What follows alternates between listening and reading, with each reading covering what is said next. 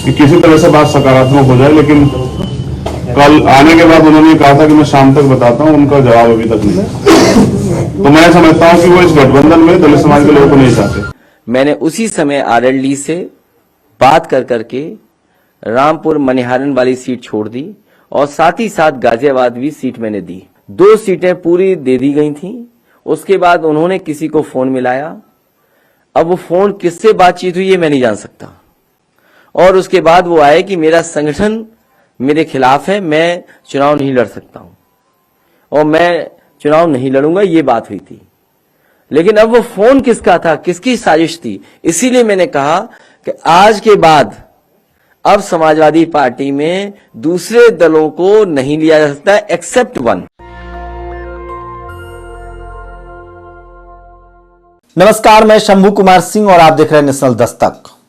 ये वीडियो देखा आपने, आज बड़ी घटना हुई है। पिछले 4-5 दिनों से जिस तरह से समाजवादी पार्टी के लिए अच्छा दिन बीत रहा था, बीजेपी के एक से एक बड़े मंत्री, नेता तो नहीं कहूंगा क्योंकि वो लोग भी पिछले साल ही बीजेपी में गए थे। दरअसल वो नेता तो सब बहुजन आंदोलन के थे, मान्यवर साहब के कैडर थे, बीएसपी के नेता थे। पिछली बार वो सब बीजेपी में चले गए थे और अब वो समाजवादी पार्टी में आ गए हैं। तो बढ़िया कट रहा था, लहर बह रही थी, तमाम मीडिया में कोई खबर नहीं मिल रही थी।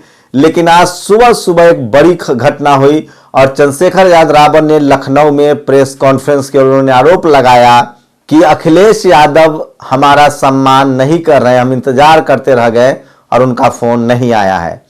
इसको लेकर अब अखिलेश यादव ने आज प्रेस कॉन्फ्रेंस में जब उनसे सवाल पूछा गया कि चंद्रशेखर आजाद रावण का आरोप है कि आप दलितों का सम्मान नहीं कर रहे हैं, इस पर उन्होंने जो बात कही है उसको सुन लीजिए एक बार फिर से, जो मोन्टाज में सुना था। 2 सीटें पूरी दे दी गई थी। उसके बाद उन्होंने किसी को फोन मिलाया। अब वो फोन किससे बातचीत हुई ये मैं नहीं जान सकता। और उसके बाद वो आए कि मेरा संगठन मेरे खिलाफ है, मैं चुनाव नहीं लड़ सकता हूं और मैं चुनाव नहीं लड़ूंगा, ये बात हुई थी। मैंने उसी समय आरएलडी से बात कर करके रामपुर मनिहारन वाली सीट छोड़ दी और साथ ही साथ गाजियाबाद भी सीट मैंने दी। तो सुना आपने, अखिलेश यादव कह रहे हैं कि उनकी बातचीत हुई थी। एक गाजियाबाद की सीट और एक रामपुर की सीट, रामपुर मनिहारी की सीट उनको 2 दी गई थी। उसके बाद चंद्रशेखर आजाद रावण हमसे मिलने आए। मिलने के बाद उन्होंने कहा कि हमारे कार्यकर्ता नहीं चाहते हैं कि हम चुनाव लड़े। और उसके बाद उनका कहीं से फोन आया, उन्होंने कहीं फोन लगाया और उसके बाद पैदा सवाल हो गया कि क्या गठबंधन में वो नहीं रहेंगे। लेकिन अखिलेश यादव ने एक और बड़ी बात कही, एक बार फिर से सुनिए। लेकिन अब वो फोन किसका था, किसकी साजिश थी, इसीलिए मैंने कहा कि आज के बाद अब समाजवादी पार्टी में दूसरे दलों को नहीं लिया जा सकता एक्सेप्ट वन। फिर मैं बताता हूं। तो सुना आपने, अखिलेश यादव कह रहे हैं कि अब वो किसी भी पार्टी के नेता को अपनी पार्टी में नहीं लेंगे सिवाय एक, मतलब चंद्रशेखर आजाद रावण के लिए अभी भी गठबंधन के दरवाजे खुले हुए हैं। और खुद अखिलेश यादव ने प्रेस कॉन्फ्रेंस करके कहा है कि 2 सीट उनको ऑफर किया गया था और उनके लिए अभी भी दरवाजे खुले हुए हैं, वो जब चाहे तब आ सकते हैं। एक बात तो तय है कि गठबंधन को लेकर अखिलेश यादव बहुत सचेत हैं।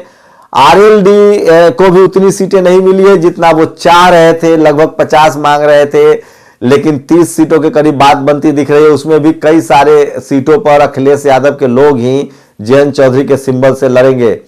दूसरा जो ओपी राजभर है, जिनके 4 सिटिंग सीट है, 4 सिटिंग एमएलए हैं, लेकिन उनकी भी बात रही कि 6 के करीब उनको सीटें मिलेंगी, 8 सीटें मिल सकती हैं। शिवपाल यादव को भी 6 सीटें मिलेंगी।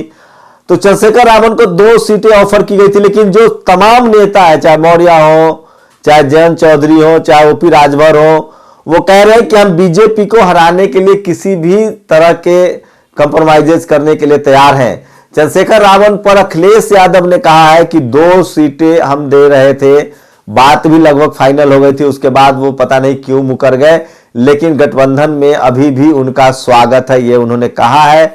रही बात चंद्रशेखर आजाद रावण की, तो ये बात तो सच है कि रिप्रेजेंटेशन का मामला है।